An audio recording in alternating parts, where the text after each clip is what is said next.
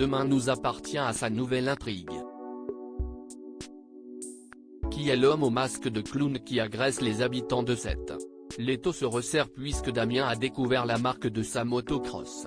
Mais nous y reviendrons plus bas. Depuis sa séquestration, Samuel tente de reprendre le dessus. Le médecin a même décidé de reprendre le travail aujourd'hui, au grand dam de sa chérie.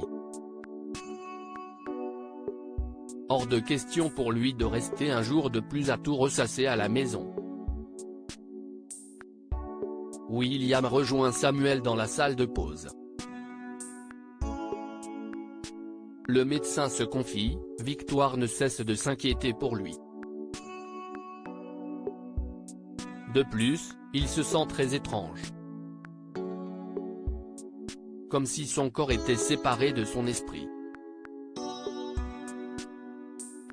William pense qu'il s'agit d'un syndrome de stress post-traumatique. Il l'incite à ne pas laisser cela de côté et de se faire soigner. Demain nous appartient épisode du 19 août 2022. Dans le dernier épisode de votre série préférée, Demain nous appartient, Nordine a renversé Lizzie.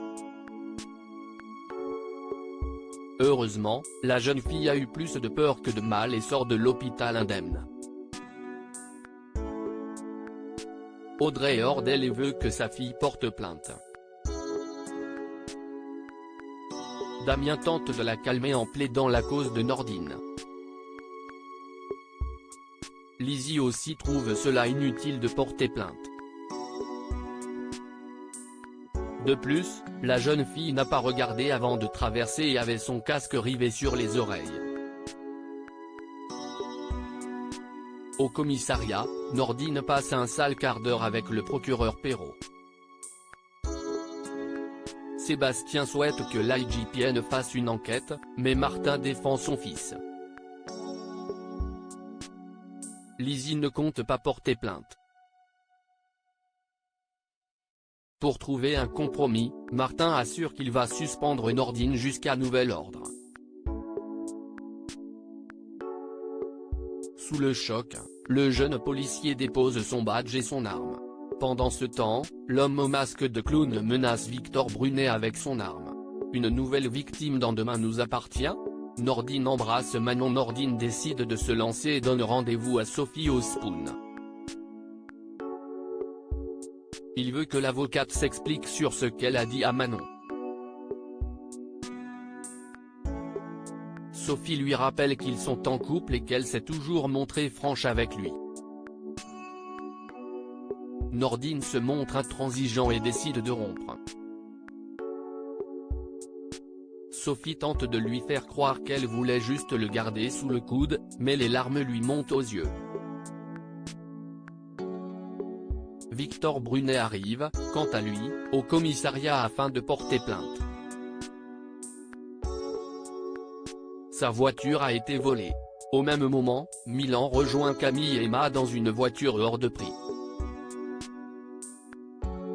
Camille prétexte un rendez-vous afin d'éviter le mauvais plan. Emma, elle, est aux anges. Les deux adolescents s'embrassent et projettent de partir en road trip. Seulement, Milan n'a pas retiré la géolocalisation de la voiture et la police les interpelle. View this post on Instagram à post shared by Demain nous appartient @dna-batf1. En plus du vol de la voiture, Milan est suspecté d'être l'homme au masque de clown. Dans la voiture, le masque et une arme avec les empreintes du jeune homme ont été retrouvés. Milan reste bouche bée et n'arrive pas à s'expliquer.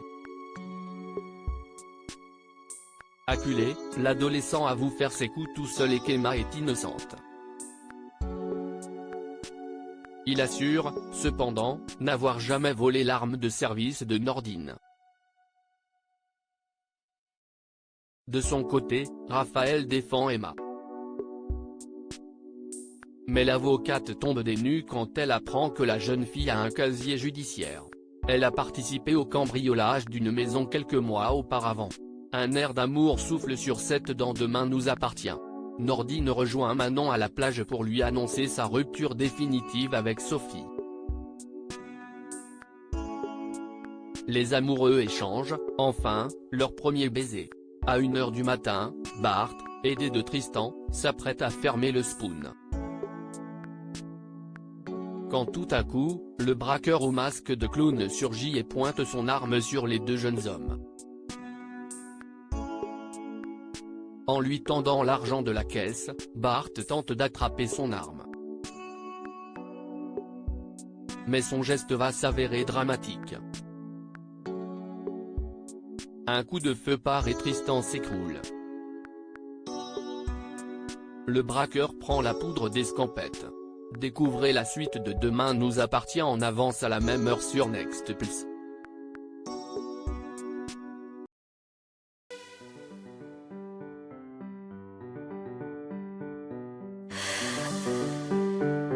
나